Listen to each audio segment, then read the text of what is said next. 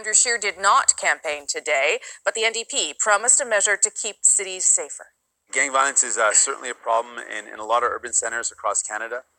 A lot of the experts are talking about how we can make investments directly in youth. We need to help out young people.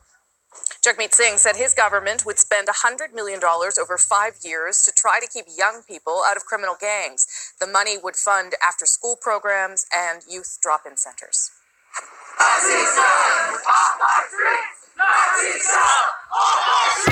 About 200 demonstrators showed up in Hamilton today ahead of Maxime Bernier's rally for his People's Party of Canada. They clashed with party supporters, and police led 2 people away in handcuffs. Not clear at this stage whether charges will be laid. From the blackface photo controversy to some pretty big promises, a lot has happened in the campaign over the past week or so. And by now, some of it, you would think, should start showing up in polling data. So have the numbers moved? Here's CBC News' poll analyst, Eric Grenier.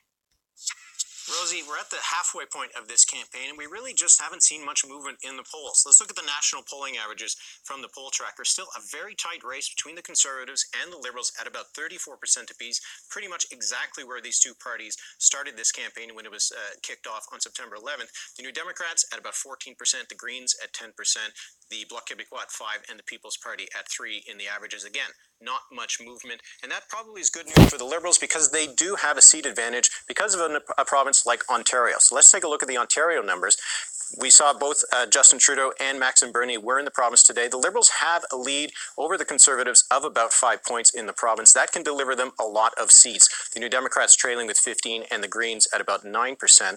Another important battleground, British Columbia. Jagmeet Singh and Elizabeth May were both there today. It's a race for that first place between Conservatives and the Liberals. The Conservatives have opened up a little bit of a lead over the Liberals in the province. The New Democrats have also opened up some space between them and the Greens for that third spot. A lot of fighting over seats on Vancouver Island for those two parties. Another important battleground, perhaps the one that is most decisive in this election, Quebec. So let's take a look at those numbers. There will be a debate, TVA debate later on this week. The Liberals hold a lead in the province, but the Bloc Québécois has now moved into a race for second with the Conservatives. So Quebec's going to be pretty important in this campaign, and this debate this week could be when a lot of voters are going to be tuning in. So we'll keep an eye on these numbers.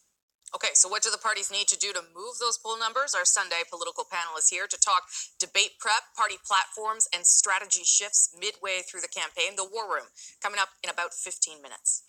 To the U.S. now, and the latest on the impeachment inquiry. Donald Trump tweeting tonight demanding to meet his accuser.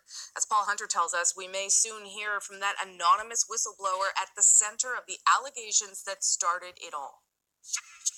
If you think Donald Trump isn't